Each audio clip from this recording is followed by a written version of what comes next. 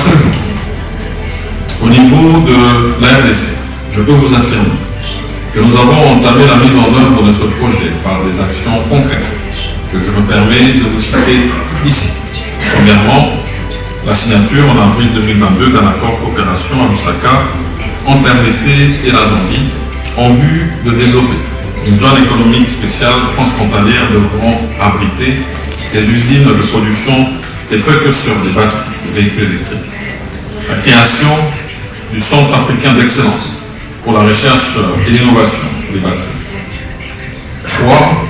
La création depuis février 2023 du Conseil congolais de la batterie. 4. L'accord cadre en mars 2023 relatif à la création des zones économiques spéciales à la production des précurseurs des batteries et véhicules électriques entre la République démocratique du Congo et la Zambie. Et enfin 5. La mise à disposition de nouveaux espaces pour abriter la future zone économique spéciale. Et c'est dans ce contexte que la République démocratique du Congo reconnaît à sa juste valeur l'intérêt que l'Union européenne accorde à la question du partenariat sur les chaînes en 2027. Face à cet engagement, je ne doute pas que l'initiative de la RDC bénéficiera de l'implication directe de l'Union européenne qui n'hésitera pas à mobiliser ses capitaines d'industrie.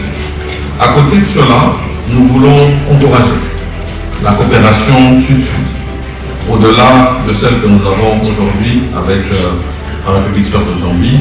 Nous pensons que nous avons déjà des intentions d'usines de développement de véhicules électriques au Maroc, en Algérie, et nous pensons qu'il y a aussi là un potentiel de collaboration qui peut permettre vraiment un véritable potentiel et même une réalisation de valeurs de chaîne énergétique.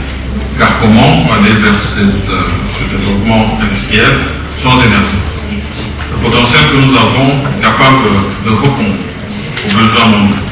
C'est dans ce cadre que nous restons ouverts à des partenariats gagnant-gagnant pour la construction du barrage hydroélectrique Grand Inga.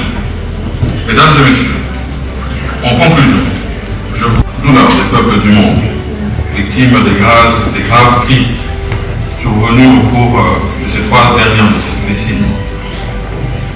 Il s'agit de la pandémie Covid-19 et ses effets sur la population du monde, la guerre en Ukraine et récemment ses attaques par Israël. Et enfin, je voudrais, lors de cette tribune, rappeler la crise oubliée de la République démocratique du Congo, victime, nous ne cesserons jamais de le dire, de l'agression rwandaise depuis bientôt plusieurs années.